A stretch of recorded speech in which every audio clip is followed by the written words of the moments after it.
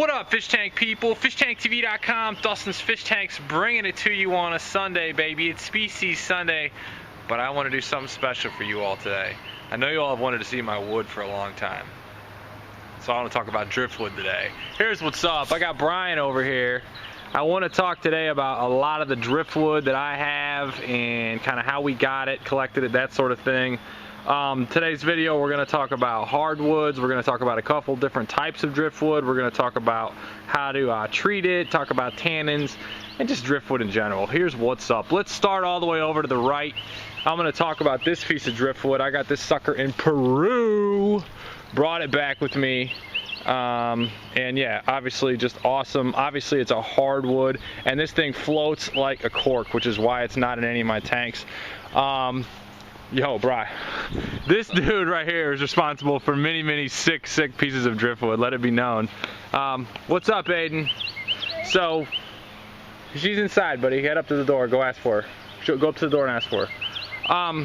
This piece of wood right here was originally found by Brian as well. It's from, where'd you find this? Lake Cumberland? Lake Cumberland. This was in Steve's old 55, so very cool.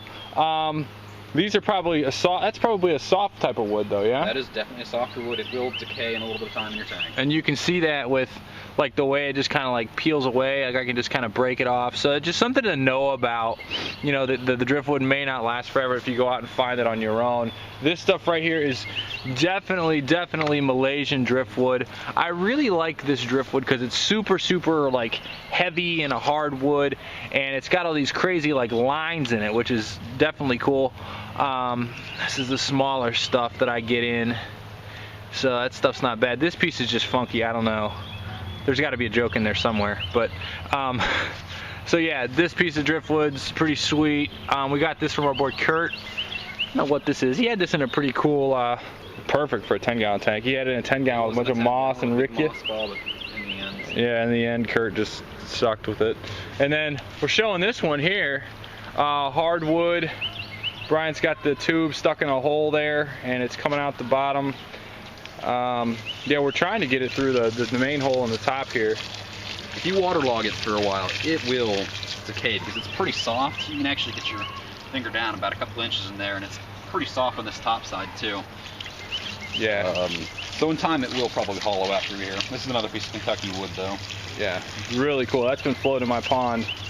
Floating being the optimal word there, because we're trying to get it to sink to get it in a tank, but very sweet.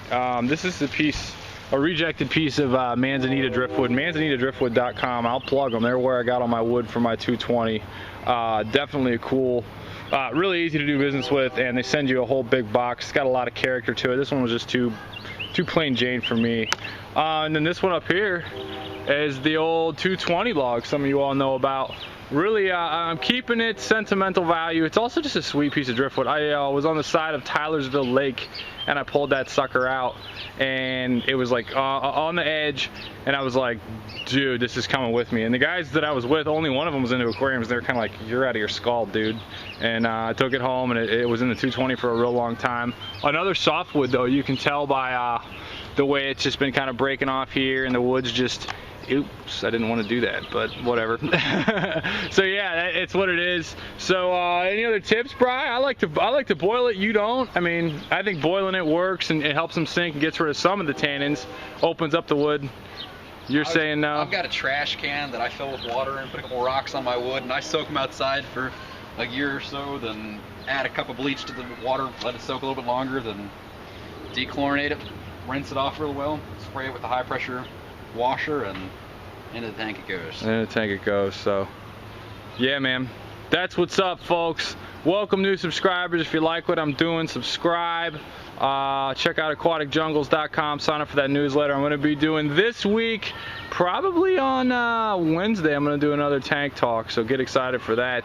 And everybody make it a great week. That's what's up. Later.